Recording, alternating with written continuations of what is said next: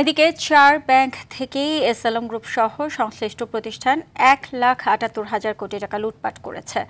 আর্থিক গোয়েন্দা unit Bangladesh financial intelligence ইউনিটের থেকে পাওয়া নথি ঘেঁটে এমন তথ্য পেয়েছে দুদক।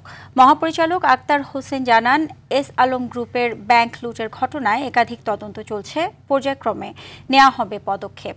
এদিন ৯.৫ কোটি টাকার অবৈধ সম্পদ ও ১২০ কোটি টাকার সন্দেহজনক লেনদেনের অভিযোগে ভোলা ২ আসনের সাবেক এমপি আলী আজম মুকুল ও তার স্ত্রীর বিরুদ্ধে মামলা করেছে সংস্থাটি।